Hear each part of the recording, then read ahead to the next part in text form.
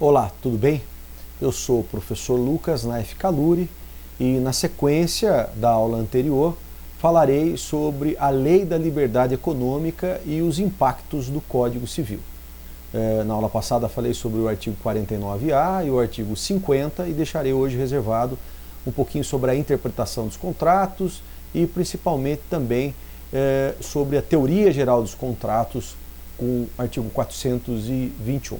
Bom, eu vou colocar aqui na tela, vou começar colocando na tela um dos principais artigos que foram modificados e a estrutura, tá? Ficou um pouquinho, talvez pequeno aqui, mas vai dar para acompanhar.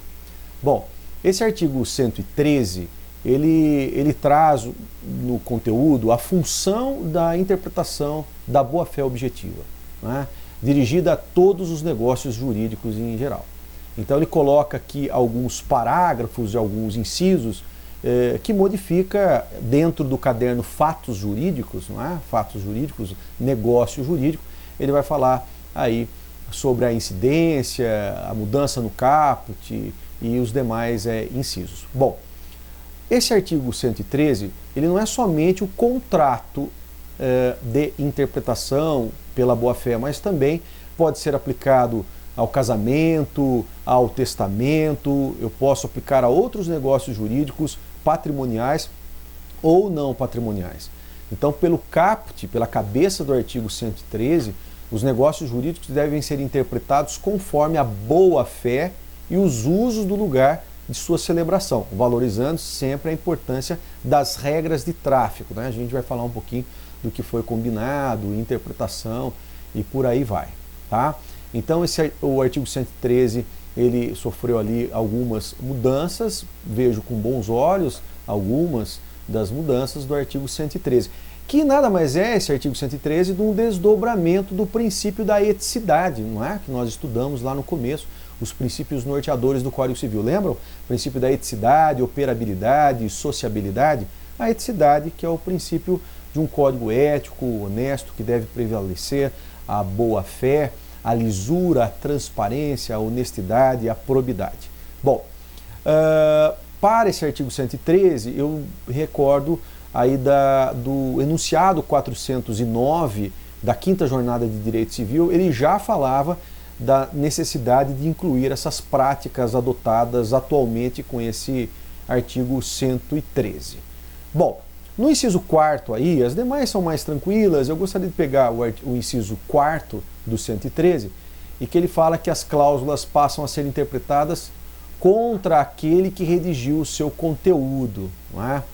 Há muito tempo o direito já reconhecia essa interpretação de maneira mais favorável a quem não redigiu o instrumento. Então, percebam que eu estou alargando aquele sentido do 423 do Código Civil, em que eu interpreto o contrato de maneira mais favorável ao aderente, né?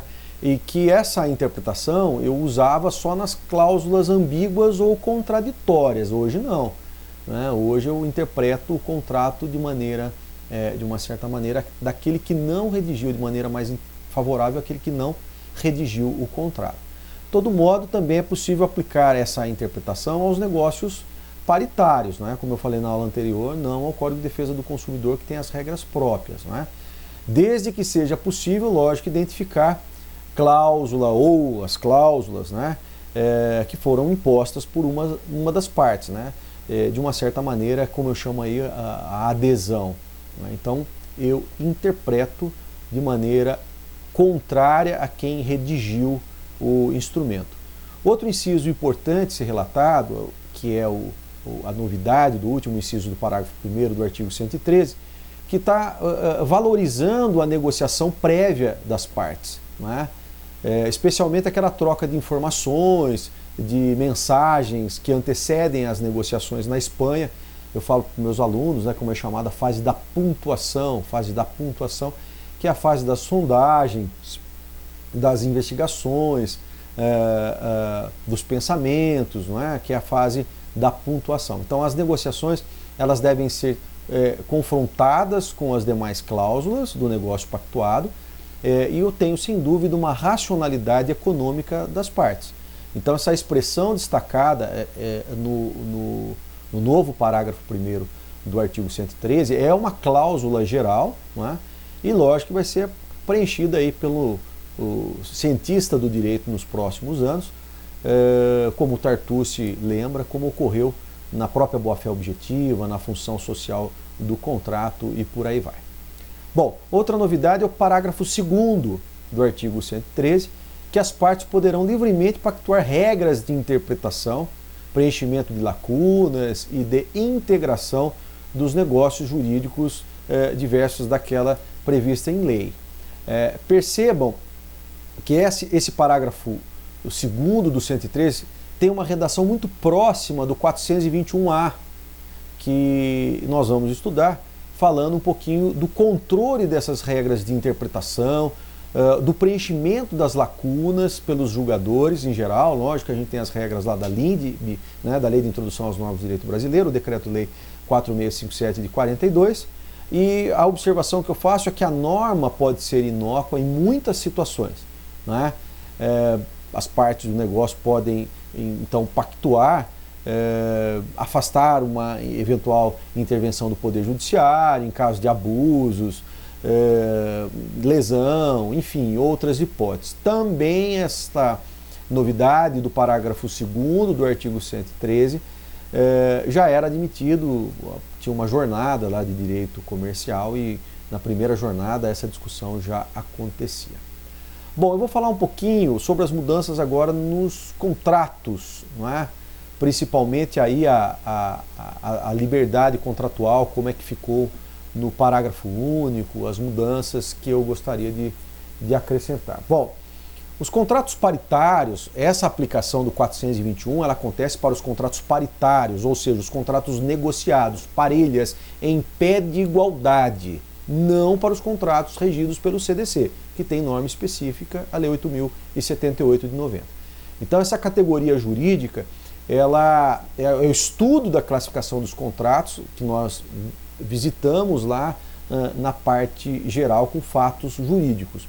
Então o contrato de adesão são aqueles que uma das partes, né, estipula, impõe o conteúdo negocial, e a outra parte que o aderente ela tem duas opções, né, aceita ou não o conteúdo.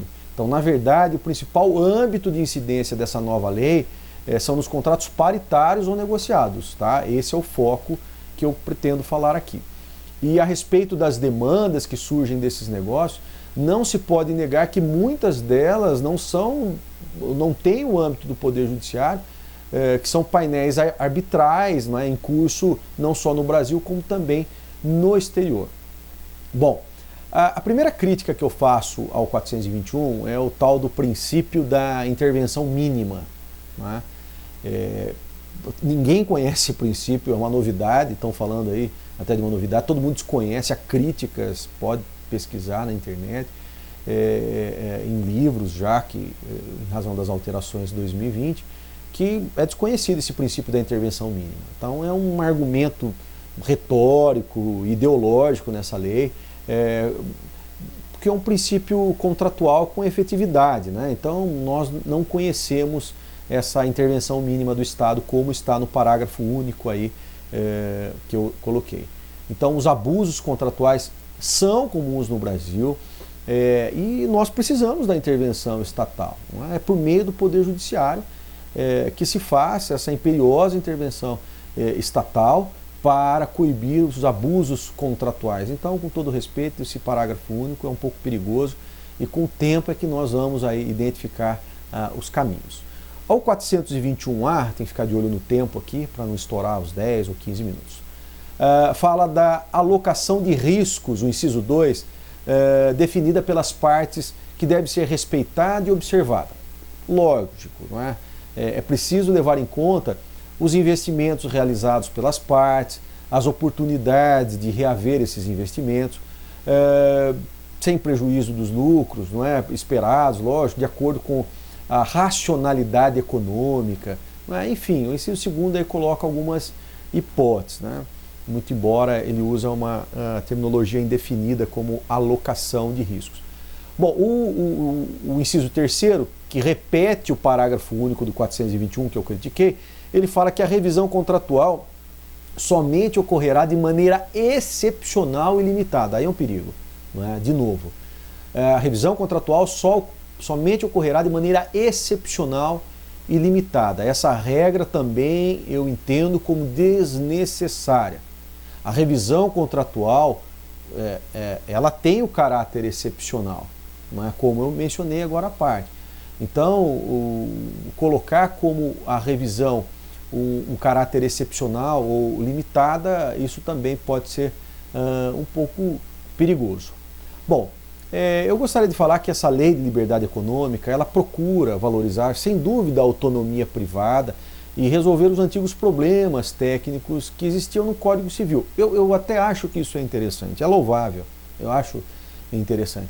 Mas o que eu não gosto é que parece que pelo princípio da autonomia privada que nós estudamos, a força obrigatória do contrato e essa novidade que é a intervenção mínima, passa a ser princípios contratuais inafastáveis, absolutos. Então, eu acho que essa intervenção mínima ela deve ser ponderada frente a outras regras e sempre obedecendo à função social do contrato e à boa-fé. Repito, sempre obedecendo à função social do contrato e à boa-fé. Tá? Essas são as principais modificações, essas são as principais críticas que faço sobre a nova lei e os impactos no Código Civil. É isso aí, muito obrigado, até a próxima.